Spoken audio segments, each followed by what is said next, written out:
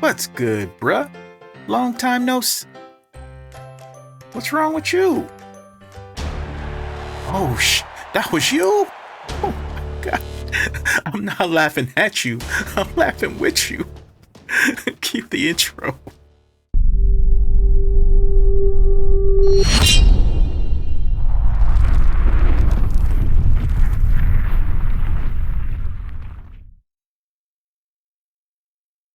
What's good, Guardians? It's your boy Mace, aka Camille's dad, and I have yet another build video for you. Now, you tired of this kind of stuff happening to you? Then I got what you need, pimpin'. This build will not disappoint. The build we're going to talk about today is going to be different spin on the ever popular Stasis turret build that a lot of warlocks have been using over the last month or so. Now, it won't get non-stop turrets, but it does get them fast, and it gets supers, melees, and rifts really fast as well. Alright, but first, if you enjoy this build or any other content on the channel, please drop a like, sub, and hit that bell. It seems laughable, but 99% of the watchers of my last vid were unsubscribed. While I do appreciate the views, I really need the subs. Alright, else Camille's mom is gonna have dad go get a real job. Alright, so you already know this is a Stasis build, so let's talk about the subclass in all its glory. So quickly about the grenade, you're going to be consuming it, so it doesn't matter which one you select. Now let's talk about the aspects. First, we got Frost Pulse. Casting your rift generates a shockwave that freezes nearby combatants. This aspect comes with 2 fragment slots. And the star attraction, Bleak Watcher. Press and hold the nade button to convert it into a stasis turret that fires slowing projectiles at nearby targets. It says slows, but eventually if the same enemy gets hit like 3 times, they'll be frozen. Alright, now let's discuss the fragments. First, we have Whisper of Fissures. Increases the damage and size of the burst of stasis when you destroy a stasis crystal or a frozen target. Next, we have Whisper of Torment. You gain nade energy each time you take damage from targets. Next up, Whisper of Refraction.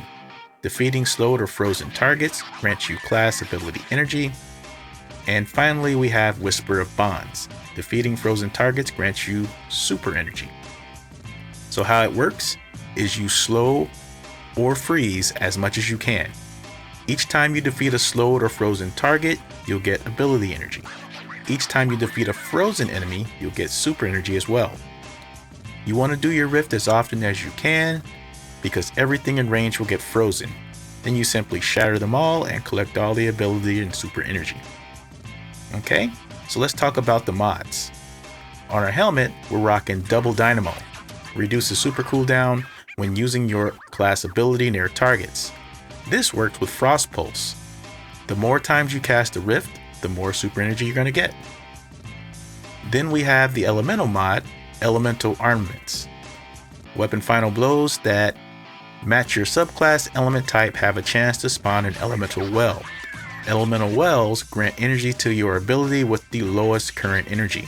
Picking up a well that matches your subclass grants energy to all your abilities. Next are the gauntlets. We have Grenade Kickstart. When your nade energy is fully expended, you gain nade energy. Alright, then we have Thermoclastic Blooming.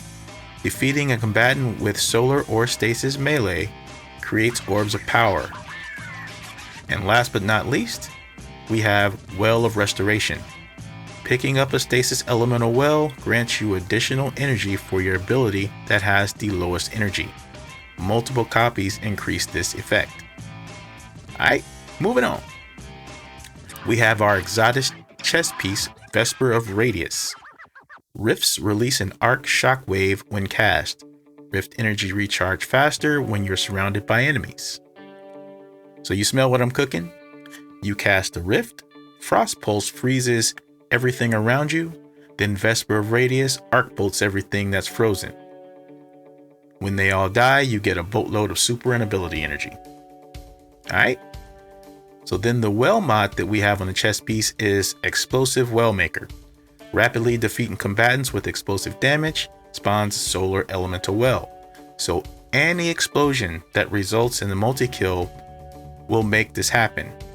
Can be from weapons or abilities. And explosive doesn't only mean solar. It can be any element.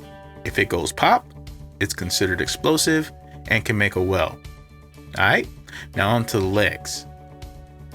Here we're rocking Double Innervation. Reduces nade cooldown each time you pick up an orb of power. That's pretty self-explanatory.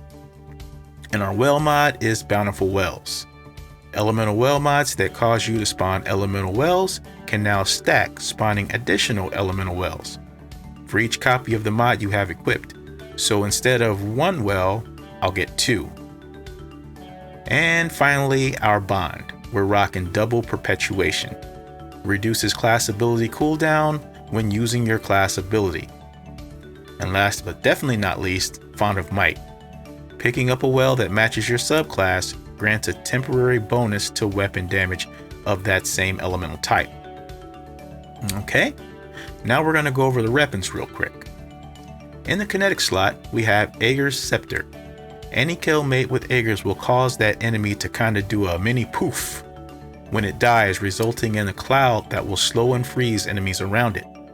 This will be your main weapon for ad control. In the special slot, I'm using Deafening Whisper. It's a waveform nade launcher. My role has Ambitious Assassin and Wellspring. Ambitious Assassin overflows the mag based on the number of rapid kills before reloading. Wellspring kills with this weapon generate ability energy. This energy is divided between your uncharged abilities. Since multi-kills are easy and plentiful with this weapon, it really fills up your abilities quickly. Alright, and last but not least, in the power slot we have Ascendancy, the ritual rocket launcher from this season. Now, all three of these weapons make solar wells on multi-kills, and Aegir's makes both stasis and solar wells. Alright, so the order of operations. You throw a turret out and start picking things off with Aegir's until your spidey sense starts tingling, alerting you of a wave of enemies approaching. You then hide behind some makeshift wall and sort of get the jump on them with your rift. Of course, they're going to walk right inside because they think you're on their team.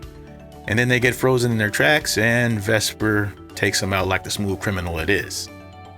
This whole sequence usually goes pretty quick, and if there are enough enemies involved, you should be able to do this combo over and over again within seconds. Most times I can get a rift and sometimes a turret almost back to back, usually within 5 seconds of each other. So I hope you all have fun with this build. Leave a like, sub, and hit the bell for the new dropping down the line. And last but not least, it's your boy Mace, and you know, yada.